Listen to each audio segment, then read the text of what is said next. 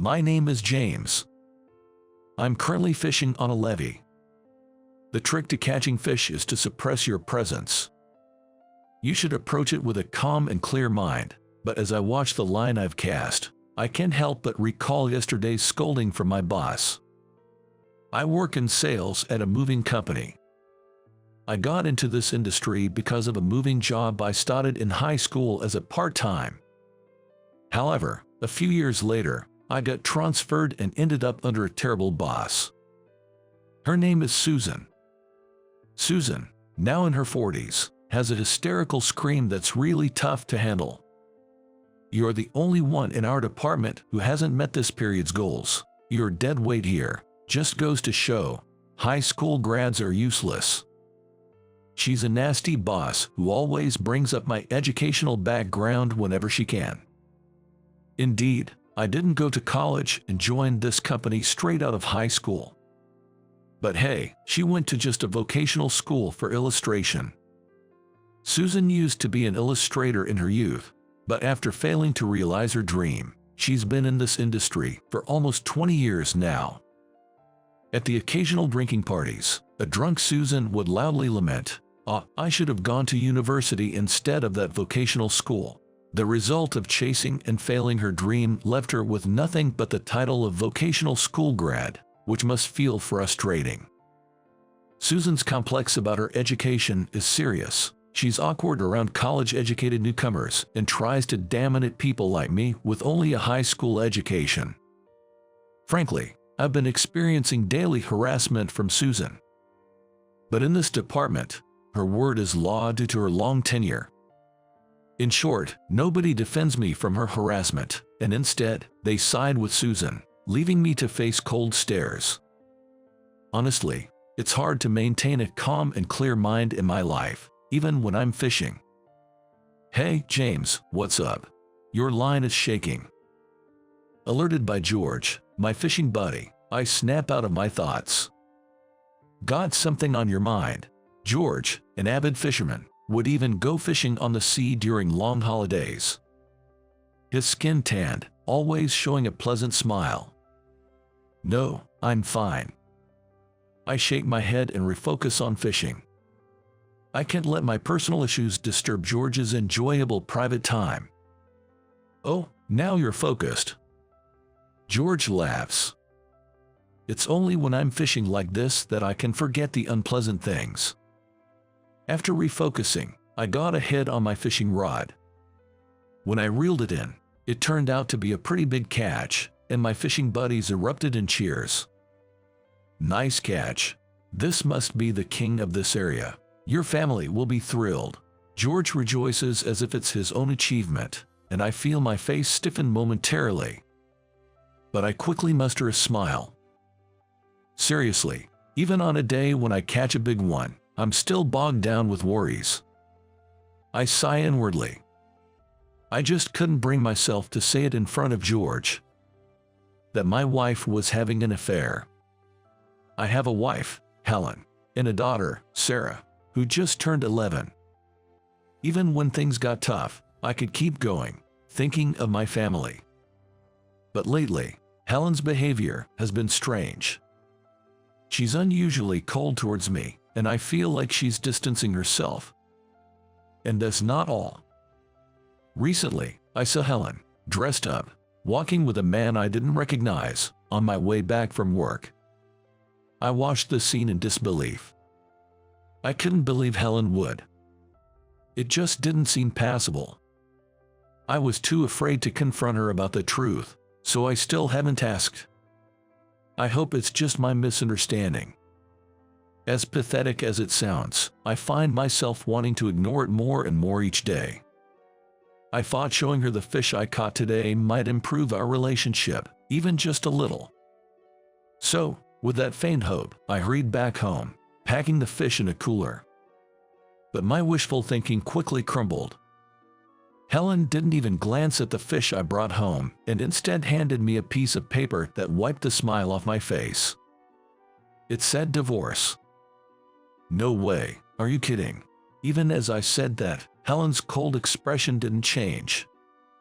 "I'm tired of being with a man who's gloomy, boring, and smells like fish. I want to start my life over." I was stunned by Helen's harsh words. "Start over? Are you saying you're going to be with that man?" I finally confronted Helen about seeing her with another man a few weeks ago and accused her of cheating. Helen looked surprised for a moment, saying, "You saw that, huh?" But then she blamed me, saying, "It's all your fault. You've always been so incompetent. Such a selfish reason." But I'm not good with words, couldn't come up with a good response. I yelled, "The affair was your doing." "Yet," Helen retorted, "do you even know how much you earn? With that salary, you expect me to do all the housework and take care of Sarah while working. What, are you acting so high and mighty?" Sure, I had my shortcomings, but I never intended to put everything on Helen. However, it's partly true that she had more burden, and I found myself at a loss for words. I always got out-argued in arguments. In the end, I couldn't stop Helen, and she left the house with our daughter, Sarah. All I could do was watch Sarah leave with a sad face. The next weekend, I was standing absent-mindedly on the breakwater where I usually fish. The evening sky turned the sea an orange hue. They say staring at the vast ocean makes your troubles seem small, but just looking at the sea won't bring Helen and Sarah back. My worries only grew day by day. I had no love left for Helen. I couldn't forgive her for driving me to utter despair. I thought, go wherever you want with another man, but the problem was our daughter, Sarah. I want to live with my beloved daughter. But now, in the midst of a custody battle, knowing that the mother gets custody 90% of the time, the odds seemed grim. Even if the divorce is due to the wife's infidelity, it's bizarre how the custody usually doesn't go to the husband. Will I never be able to live with Sarah again? The more I thought about it, the more depressed I became. And then, at that moment, my fishing buddy George suddenly asked me, "Hey, James, I thought you had left already. What's with that look, like you're about to jump into the sea?" Hearing this, I almost burst into tears. Normally, I would just smile and say, "It's nothing." But today, I just couldn't. I poured out all my pent-up emotions to George. I told him about being constantly berated by my boss at work, about my wife cheating on me and filing for divorce, taking our daughter away, and how I felt utterly hopeless. I've been told I'm worthless by both my job and my family. Maybe I should just jump into the sea. I couldn't hold back my tears, they just kept flowing. I was sobbing so much, I could barely speak. But George just looked at me straight and listened to everything I had to say. He grabbed my shoulders firmly and said, "Just being alive and able to fish is enough, isn't it?" His compassionate smile finally calmed my heart. "James, if you were gone, I'd lose my fishing mentor. That would be a real problem for me. Can you keep living, thinking of it as a favor for me? Mentor, I hardly ever catch big fish." "What are you talking about? I fish more than anyone, and yet the other day, I ended up catching a plastic bottle. Seriously, there's too much plastic trash these days. Maybe I should become an environmental activist." George's joke made me laugh. He is a really funny guy. I realized he has this charisma that draws people in, and his kind nature is probably what everyone loves him. "Thanks, George. I'll try a bit harder." "Good to hear, James, but remember, it's important to muster up the courage to fight sometimes." "Fight? Yes, please, muster up the courage to fight. I'll pick up the pieces for you." Picking up pieces? That sounds like you're expecting me to die. I couldn't help but smile wryly at George's words. But indeed, I had been running from conflict. Always just taking whatever was thrown at me. Is this really how it should be? George's words made me question for the first time what it means to fight. The next day, when I went to work, I got yelled at by Susan again. "Your shirt is all wrinkled. Do you even care about your job? If you don't, just leave." It was the same old yelling. just using me as a stress reliever. Yesterday, the day before, and the day before that, I have been constantly bombarded with such yelling. Every single day. I had enough. Remembering what George said, I finally understood what it meant to fight. I had a part in this too. If I didn't like it, I should speak up. I told myself. And then I glared at Susan and said, "So, it's okay if I leave." Her face changed color, as she wasn't expecting me to talk back. What? Well, it's not a problem. I could see she was clearly shaken. I slammed the resignation letter I had written earlier onto Susan's desk. Then, "Please submit this to our president." The atmosphere in the office changed instantly. "I can't believe James is snapping," someone said in a frightened voice. Fine. If you insist that much, I'll take your resignation letter to the president's office right away." With a huff, Susan gripped my resignation letter and headed towards the president's office. So, this is the end of this company I have worked for so many years. The thought made me feel a bit sad. I did love my job here. Well, for now, I'll head to my usual fishing spot this coming weekend. I'll make sure George picks up my pieces, as he promised. Just as I was thinking about this and started to tidy up my desk, it happened. Suddenly, the phone on my desk rang. The call was from the president's office. Maybe it's about the resignation letter. Thinking this, I answered the phone and was told, "Please come to the president's office immediately." I left my desk as it was and headed straight there. Entering the president's office, I found Mr. Thompson, president, and Susan inside. Surprisingly, Susan suddenly apologized to me. "I'm sorry, I went too far. Please reconsider submitting your resignation." I was puzzled about what was happening, but Mr. Thompson explained. "James, you were handling our major client, Bridgewater Commercial, but recently Susan took over, right?" "Yes, that's correct. I was in charge of Bridgewater Commercial until last week. I always believed in nurturing relationships with our existing clients, just as much as acquiring new ones, so I took care to handle them meticulously. However, due to low sales, Susan forcibly took over the account. About that, the client has said, if it's not James, we may reconsider our business with you." "What?" "Mr. Bridgewater said that. It's a problem. Mr. Bridgewater personally lodged a complaint, and just when Susan brought in your resignation, I ordered her to convince you to stay." "I see. So that's what this is about." I glared hard at Susan. She seemed a bit intimidated. Now was the time to truly fight. I have been suffering from workplace harassment by Susan. At this, President Thompson's expression changed. What do you mean, Susan?" Susan stammered, but I told Mr. Thompson about all the abuse I had endured from her. "If Susan stays, I still intend to leave." Mr. Thompson then said gravely, "Understood. Workplace harassment is a serious issue in this day and age. We'll thoroughly review your conduct." A few days after this meeting, an internal inquiry confirmed the harassment by Susan, and she was demoted and transferred. It was an unusually quick decision. The company wanted to restore trust with Bridgewater Commercial as soon as possible. So, I was put back in charge of Bridgewater Commercial. Come the weekend, I went fishing as usual. George was next to me, and I told him about Susan's transfer. "Well, you did it after all. You fought well, James." "No, it's all thanks to your advice, George. I'm truly grateful, and I'm happy to be back handling the Bridgewater Commercial account." "That's great, James. I'm glad to be working with you again." "Thank you. I look forward to continuing our work together, Mr. Bridgewater." Hey, drop the Mr. Bridgewater when we're off the clock."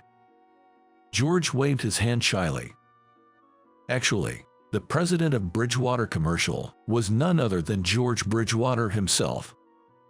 Thinking back, My success in this major deal was thanks to my hobby of fishing, and being able to fish alongside George like this was also due to his invitation during a business meeting, asking, "How about we go fishing together next time?"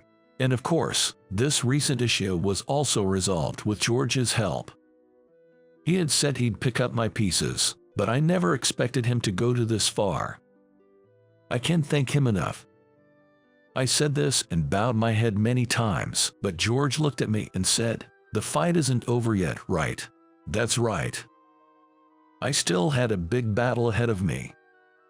It was a custody battle for my daughter, Sarah. "If you win custody, bring your daughter here again," George said with a smile. I nodded firmly in response. Half a year passed. I fought. I confronted my wife, Helen, head-on. And finally, the verdict was out. I went to the fishing spot where George was to report the outcome, with my daughter in tow. In the end, George had helped me again. Being a business owner, he knew many good lawyers and referred one to me. Thanks to that, the court proceedings went in my favor, and now I am able to live with my daughter Sarah. Sarah, like me, has trouble speaking up. She couldn't express herself to her mother, but when the lawyer facilitated a conversation, she expressed her desire to stay with me, saying, "I want to be with Daddy." "The battle is finally over, James," George said, intently watching his fishing line. I whispered, "Yes," in response. I always felt pathetic, always being helped by George. To my slight dejection, George asked Sarah, "Do you like your dad?" Sarah, who became a 6th grader this year, seemed embarrassed to say "I like" out loud, perhaps because of shyness. She hesitated with an "eh," but then nodded silently afterward. That's right. Your dad might not look dependable, but he's the kind of person who always looks out for others and supports them in the background." To think that he saw me in such a way. George's words made me so happy. I realized that what I had been doing wasn't wrong and decided to continue tackling everything with compassion. Then, George's fishing line tugged violently. "Oh, here it comes. A big one after a long time. Careful, George. Take it slow." I said this and readied the net to support George, who was frantically managing his fishing rod. Since I lost my wife in an accident, I've been raising my daughter on my own. My name is John. My wife, Susan, and I said our final goodbyes when our daughter Emily was still in middle school. Both Emily and I struggled to move on from the loss of Susan, but we knew we had to keep going, just the two of us. I worked tirelessly to ensure Emily could go to college, and I did as much as I could around the house. Emily, bless her heart, actively helped with housework and cooking. She grew up to be a great cook, just like her mother, and that made me so proud. Now, Emily has started college this year. Emily wanted to go to art school, so I thought she would move to a big city, and I felt a bit down about being alone. But then she said, "Dad, you can't handle the house without me, so I'll stay a bit longer." I wasn't sure if she was kidding or not, but she chose a college close to home. "I can handle the housework," I told her, but I couldn't hide my happiness. Then, one day, I came home from work feeling really tired. Emily had cooked dinner after her club activities, but I couldn't finish it. "Are you okay? Feeling sick?" she asked worriedly. I just brushed it off with a smile. "It's probably just fatigue. I'll be fine after some rest." But the physical sluggishness continued for days afterwards. I checked my temperature, a normal 98.6 degrees. It was strange, but not bad enough to miss work. I didn't think much of it and carried on as usual. But I found it hard to eat much at dinner.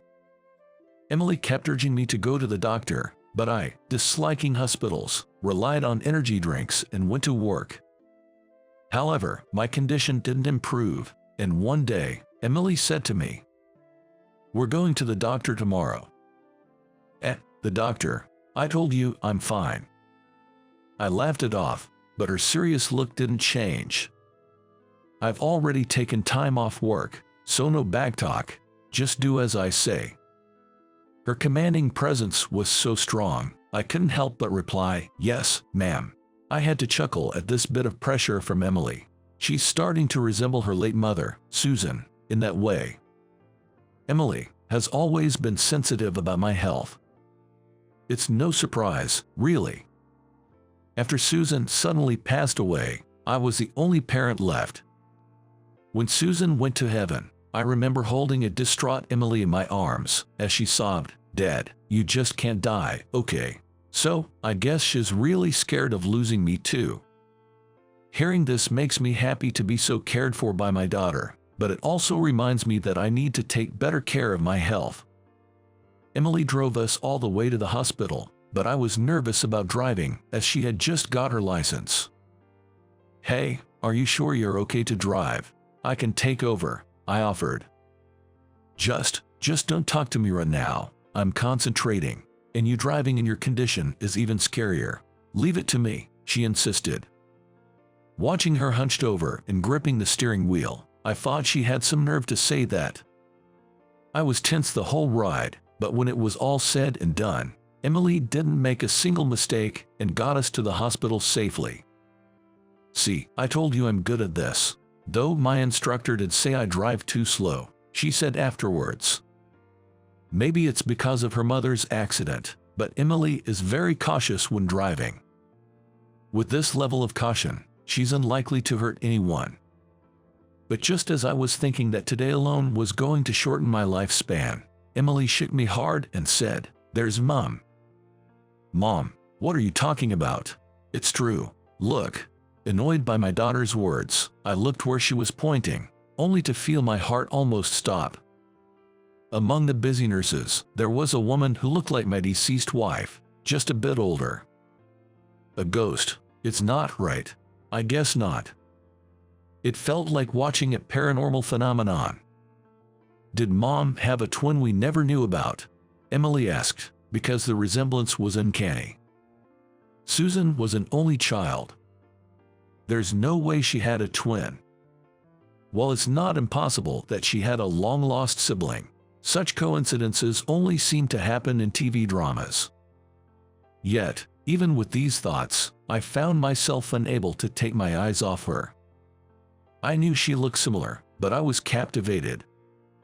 Later, I was diagnosed with acute hepatitis. When my daughter, Emily, heard from Dr. Williams that I had acute hepatitis, she almost cried, but relaxed after he kindly assured her, "It's okay, a little rest should do the trick." Then she glared at me. I apologized with my eyes. "I understand. I'm sorry for not seeing a doctor sooner." After that, I was admitted to the hospital. "I'll bring you some clothes. Call me if you need anything."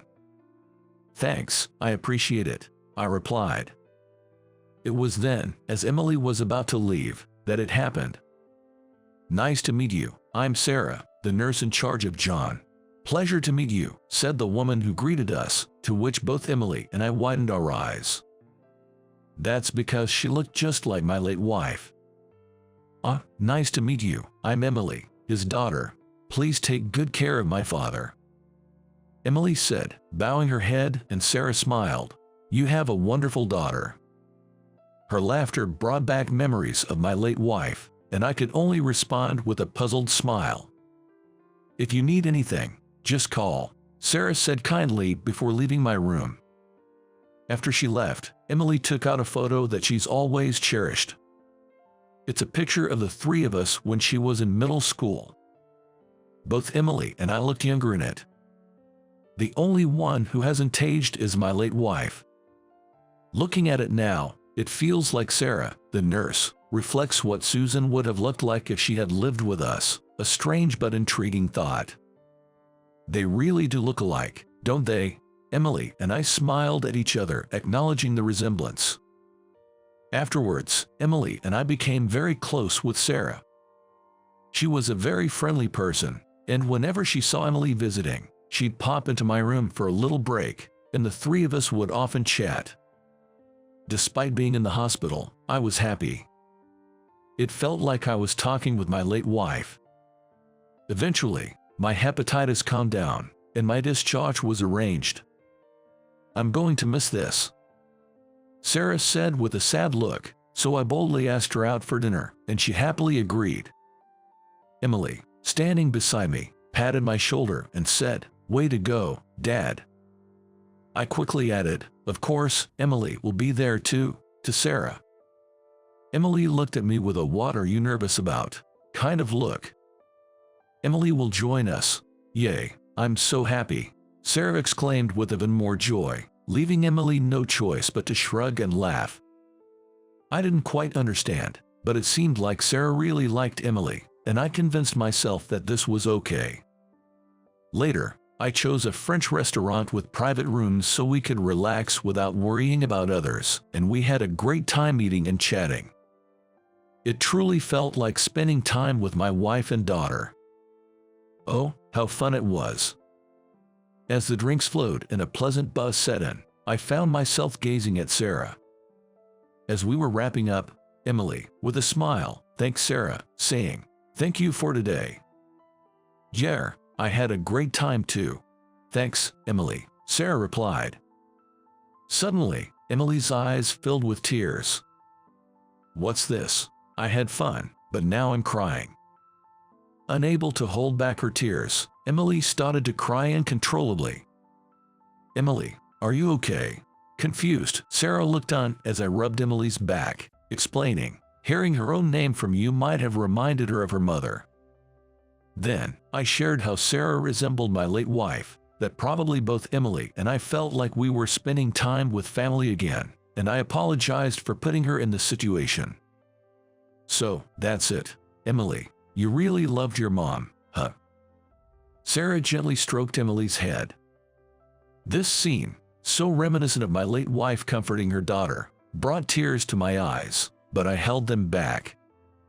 Then, to my surprise, Sarah began to cry too, leaving Emily worried, asking, "Are you okay?" "I'm sorry, I've been holding back tears watching Emily," Sarah admitted. I was clueless and looked down at Emily, who also seemed perplexed. Then, Sarah began to talk about her past.